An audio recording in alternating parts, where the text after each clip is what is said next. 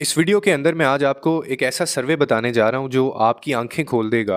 और अगर तो आप एक फ़ीमेल हैं, अगर आप लड़की हैं, ख़ातून हैं, तो आपको मेरी ये वीडियो लाज़मी देखनी है और आपको ये स्किप नहीं करना है।